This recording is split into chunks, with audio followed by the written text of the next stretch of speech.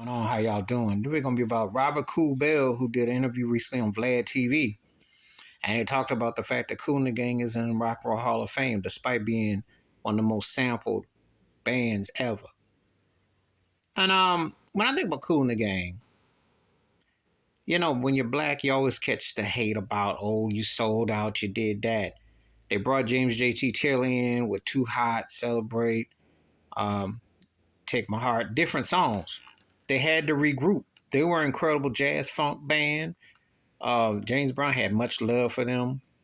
Open Sesame, Hollywood Swing, etc. They had major jams, but they had to do something. He said in the interview, I'm glad that Dick Griffey, the late Dick Griffey of Solo Records, the owner, etc., industry promoter, etc., told me I need a lead singer. And that's when they got J.T. Taylor, and it fit like a glove. People be hating on success. Yeah, some of the stuff isn't as great as the old stuff, but they had some great stuff with J.T. Taylor. Don't be hating. It's racist that they're not in the Hall of Fame, because I'm going to tell you why. Kool and the Gang wrote standard songs. If you want to be honest, they might be the black version of Queen. Mine is saying, I won't put J.T. Taylor with Freddie Mercury, but the black version in the sense that the styles, the versatility, the range, the way they hit the charts, and that does have an impact. It is the music business. It ain't we like you business. They reinvented themselves. They did what most acts used to be able to do. There was a time when artists would go from one era to another and they had to change up their style, to change their sound to make it. Kool and the Gang is one of the greatest bands ever. Some people might cringe, might say, well, they don't like anything after 76. Well, they just been stuck in their ways. I like the stuff with J.T. Taylor. Latest Night is a cut. Okay, that groove, get down on it.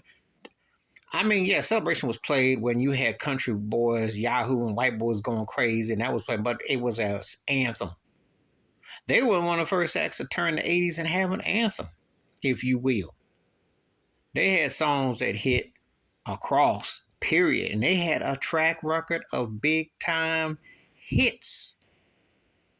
There's a reason why Michael Jackson went in disguise, I think with Tim O'Neill, something to go see them in disguise, because he was checking out the competition. Everybody who was somebody in the early days was checking out what Kool and the Gang was doing, because they were the most happening, successful crossover band that had did the thing.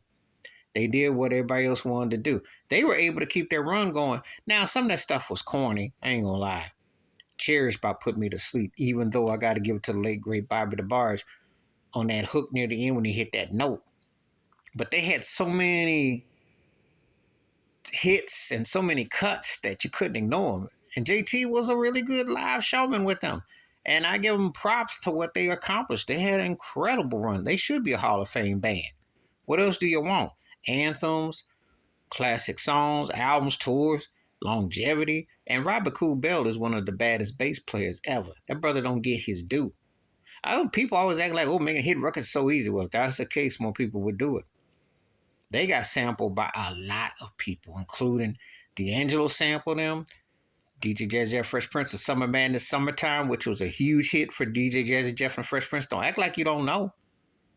They had some big songs. Ladies Night Remake with Lil' Kim, that was huge. So they should be acknowledged. I don't usually give Vlad much props, but I give it to him for having Robert Kool Bell on his show. Because people need to know the truth. Everybody ain't happy with all the sampling and the originators not getting their love. There are heads out here who wish that the bands and the people that did the thing got their love. But that music industry is racist as all get out. And they want to reward secondhand smoke as firsthand puff to give you the clout. But it's important that you know about the impact of a Kool and the Gang. So Robert Kool Bell is right. Then they got their Walk of Fame. They should be in the Rock and Roll Fame, but that industry does not acknowledge the funk hardly at all. Only a handful. And what they deem. But Kool and the Gang was just as crossover and successful as some of the ones who made it. Yeah, they were. So I'm just saying, they definitely deserve. I have my 10 favorite R&B bands. They in my top 5. Yeah. And you can't argue against their versatility and their talent. You can't. Because back in the day, when they first emerged, James Brown was getting them love. And James Brown didn't give nobody no love. Not no band. So you know they were bad. Please hit like, subscribe, work on thoughts, comments, and I do respond. Thank you. Wash your hands. Keep your mind clear. Watch for another